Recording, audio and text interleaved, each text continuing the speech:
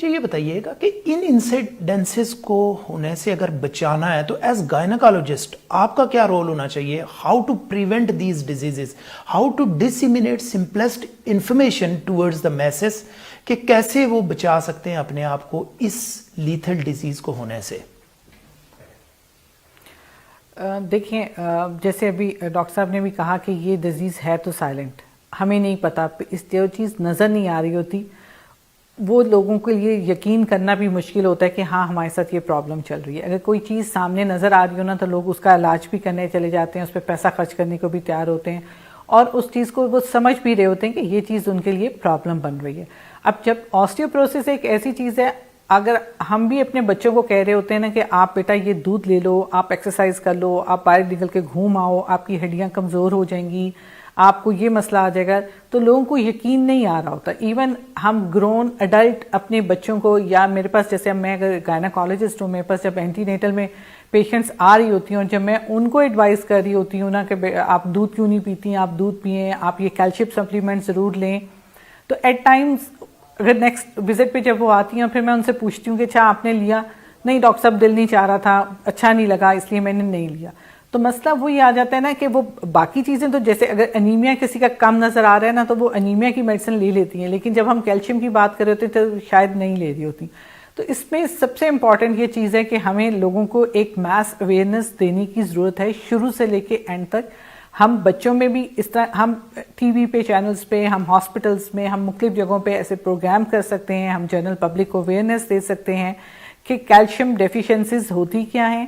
Patients میں osteoporosis کیسے develop ہوتا رہتا ہے، یہ ایسا نہیں ہے کہ لوگوں کو نظر آتا رہے، اور ہمیں اپنی in general health from the start, from the childhood up till the age when they get later in the 50s and 60s، ہمیں اس کو ڈے بائی ڈے بیسس پہ اور جہاں کی ان کی سٹیجز گزری ہیں اس حساب سے ان کو ہمیں پریونٹیو میجرز اور ٹریٹمنٹس کے بارے میں بتاتے رہنا چاہیے۔ جیسے اگر ہم بچپن کی بات کرتے ہیں تو سب سے پہلے میں تو یہ میسج دینا چاہوں گی کہ مائیں ہیں جو کہ بچوں کو گرون اپ کرنے کی ذمہ دار ہیں، تو انہیں اپنے سارے بچوں میں یہ عادت ڈالنی چاہیے کہ وہ ہیلدی ایٹ کریں، وہ میٹ اینڈ میٹ پروڈکٹس، وہ کیلشیم، وہ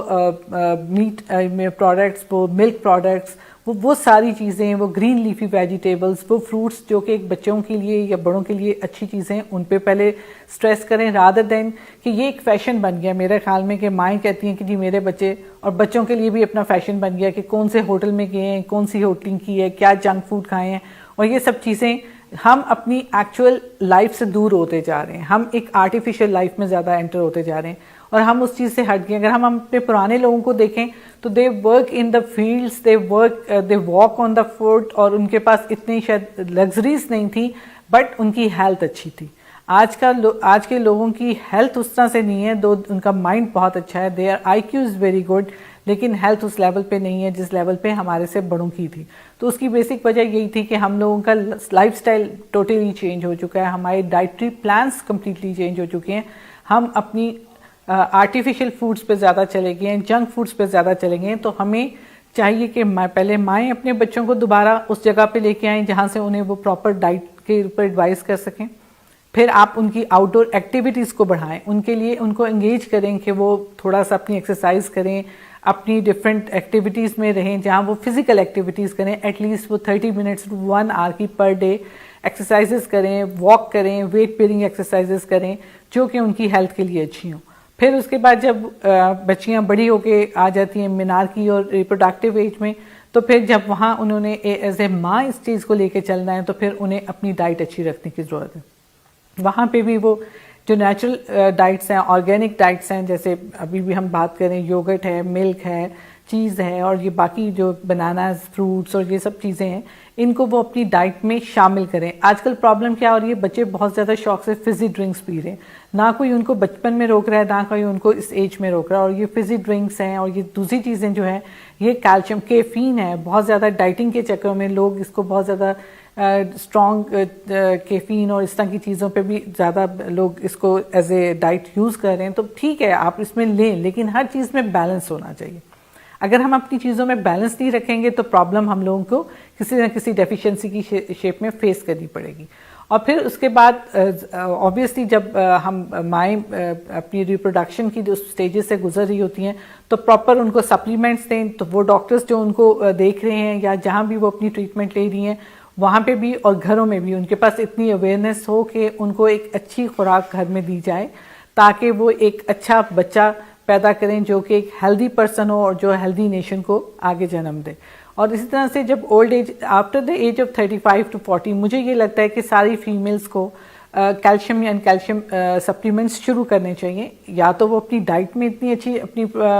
انٹیک کو امپروو کر لیں یا سپلیمنٹس لینے شروع کریں, کیونکہ 35 سے 40 ایئرس کے بعد فیمیلز میں اووریز جو کہ ہم غدود جو کہ ایسٹروجن پروڈیوس کرنے کے لیے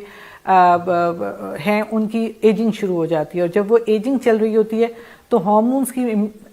جو مقدار ہے جس نے کیلشیم کو ہڈیوں میں ڈپازٹ کرنا ہے وہ گریجولی کم ہونی شروع ہو جاتی ہے. تو جب ہماری وہ کم ہونے لگ جائے گی تو آبویسلی جو انٹیک ہم روٹین میں لے رہے ہیں وہ سفیشینٹ نہیں ہوگی کہ اس ساری پروڈکٹس اس ساری ڈیفیشنسیز کو اوور کم کر سکے. تو اس لیے ہمیں اپنی ایج اور ان سب چیزوں کے حساب سے ایک تو اپنے لائف سٹائل کو ایکٹیو رکھنے کی ضرورت ہے, اپنی ڈائٹ کو امپروو کرنے کی ضرورت ہے, اور آپ اپنی جتنی بھی ایکٹیویٹیز ہیں ان کے اندر آپ ڈیلی بیسس پہ کوئی 30 منٹس کی at least 5 times a week, اگر ڈیلی نہیں تو اپنی واک کریں, اپنی ایکٹیویٹیز کو رکھیں, اپنی ڈائٹ کو اچھا رکھیں, اور ملک اینڈ ملک ریلیٹڈ پروڈکٹس کو آپ یوز کریں, اور تاکہ آپ کی اچھی ڈائٹ ہو اور آپ اچھی ہیلتھ کی طرف لے کے جا سکیں. ساری جو ڈسکشن آج ہم نے اوسٹیوپروسس کی ہڈیوں کے بھربھرے پن کی, ہم نے رسک فیکٹرز دیکھے, ہم نے اس کے اوپر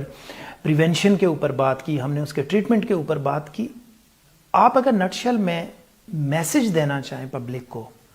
تو کیا میسج ہوگا آپ کے لیے کہ how to improve their life and how to early detect osteoporosis so that کہ یہ کمپلیکیشنز ہی نہ ہوں؟ مجھے لگتا ہے سب سے پہلے ماؤں کو بچیوں کو تلقین کرنی چاہیے کہ بیلنس ڈائٹ لیں, جنک فوڈ سے دور کریں, ان کو ایکسرسائز والی گیمز میں اور جو کہ آؤٹ ڈور گیمز ہیں ان میں انوالو کریں, کیونکہ کمپیوٹرز اینڈ آل چیزوں نے بالکل لوگوں کو بالکل بیٹھنے پہ مجبور کر دیا. اس لیے ان آؤٹ ڈور ایکٹیویٹیز میں پارکس میں یا گھروں کے باہر جو بھی لانس ہیں جس میں بھی ہیں واک کریں, 30 منٹس کی کچھ گیمز کریں ایسی جس میں ان کی physical activity who, so that کہ وہ